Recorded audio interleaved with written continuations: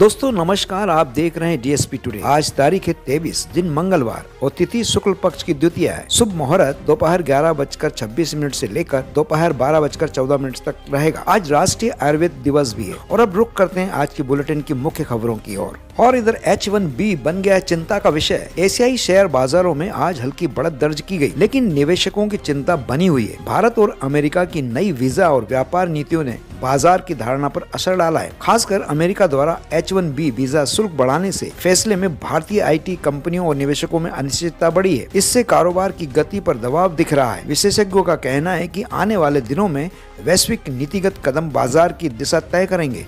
और इधर ट्रम्प कितना ही टैरिफ लगाता जाए, लेकिन भारत इतनी जल्दी प्रतिक्रिया नहीं देगा। भारत के रक्षा मंत्री राजनाथ सिंह ने कहा कि ट्रम्प प्रशासन द्वारा लगाए गए आयात टैरिफ पर भारत ने तुरंत कोई प्रतिक्रिया नहीं दी। उन्होंने बताया कि भारत एक बड़ी सोच और धैर्य रखने वाला देश है, जो जल्दबाजी में फैसले नहीं करता। राजनाथ सिंह ने कहा कि भारत हर परिस्थिति को समझकर रणनीतिक तरीके से कदम उठाता है। उनका मानना है कि संयम और विवेक से लिया गया फैसला ही देश के हित में लंबे समय तक लाभ देता है। और इधर GST बचत उत्सव की शुरुआत हो गई है। कल से GST बचत उत्सव सेविंग फेस्टिवल की शुरुआत हुई है। इस अभियान का उद्देश्य उपभोक्ताओं को राहत देना और आर्थिक गतिविधियों को बढ़ावा देना है। नई GST सुधारों के तहत कई वस्तुओं और सेवाओं पर कर दरों में कटौती की गई है, जिससे कीमतों में कमी आने की उम्मीद है। सरकार का कहना है कि इससे आम जनता की जेब पर बोझ कम होगा और बाजार में खरीदारी की रफ्तार बढ़ेगी। यह कदम विकास और रोजगार को भी प्रोत्साहित करेगा।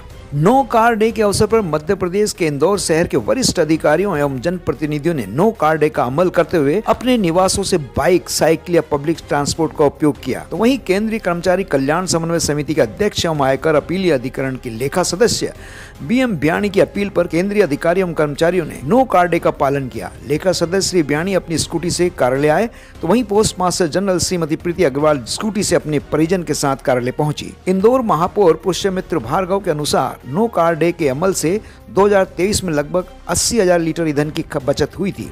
भारत सरकार ने साफ किया है कि वित्त वर्ष 2025-26 की दूसरी छमाही में उसकी कर्ज लेने की योजना में कोई बदलाव नहीं होगा। सरकार अक्टूबर से मार्च के बीच तयशुदा कार्यक्रम के अनुसार ही बाजार में उधार लेगी। वित्त मंत्रालय ने बताया कि यह कदम स्थिरता बनाए रखने और निवेशकों को भरोसा देने के लिए उठाया गया है। पहले 6 महीनों में भी सरकार ने निर्धारित लक्ष्य के अनुसार ही कर्ज लिया था। इससे वित्तीय प्रबंधन पर स्पष्टता बनी रहती है। कांग्रेस नेता राहुल गांधी ने मत चोरी का मुद्दा उठाते हुए युवा पीढ़ी खासकर जैन जी से संवाद साधने की कोशिश की है। उन्होंने कहा है कि युवाओं की आवाज दबाई जा रही है। वहीं बीजेपी ने पलटवार करते हुए आरोप लगाया कि राहुल गांधी देश में अस्थिरता फैलाना चाहते हैं और नेपाल व बांग्लादेश जैसी स्थिति पैदा करने की बात कर रहे हैं। इस बयानबाजी से राजनीतिक माहौल गर्म हो गया है।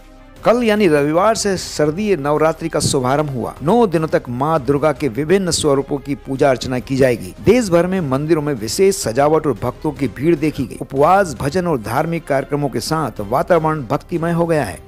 और अब खेल गतिविधियों पर एक नजर। SAFF U17 फुटबॉल में भारत की जीत। भारत ने पाकिस्तान को 3-2 से हराया और ग्रुप B में शीर्ष स्थान हासिल किया है।